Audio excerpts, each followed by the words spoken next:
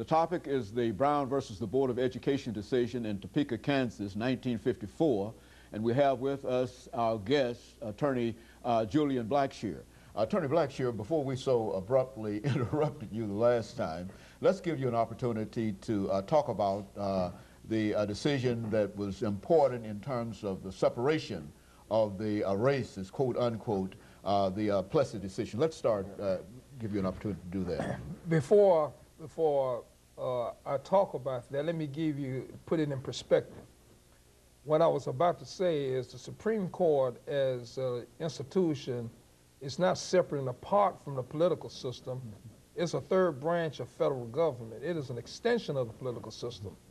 And it's the whole basis of the Constitution of the United States as prepared and drafted by the founders of this country is that it must be drafted in such broad-based, generalized language that is capable of being interpreted and reinterpreted as society needs for it to say at the time. And that's why the Constitution is always a living document. So within that context, the Supreme Court interpreted the Constitution in a manner in which society needed for it to say at the time that it was called upon to say it. So in 1896, 31 years after the Civil War, Supreme Court trying to maintain the integrity of the 14th Amendment that required no discrimination of the races, but at the same time understanding the social chaotic situation that existed at the time, 31 years after the Civil War, said that it's all right to separate the races so long as the facilities that the government provides to both of them are substantially equal. Hopefully that would satisfy the 14th Amendment requirement. Now in 1954, now the Supreme Court in Brown versus Board of Education completely overruled that.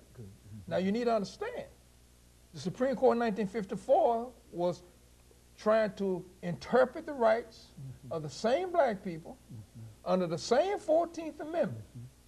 Then no I was undotted, no T was uncrossed. In 1896, it said that it's all right to segregate the races so long as the facilities provided to both of them are substantially equal.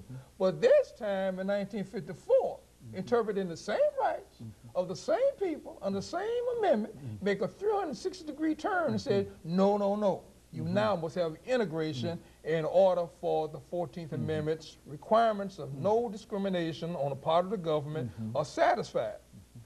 So you see that what has happened. In 1954, society had changed. It had changed to such a degree that the Supreme Court had to make that Constitution say what society needed for it to say at the time that it was saying it. And that's the reason why you got an entirely different interpretation of the same amendment regarding the same rights of the same people in 54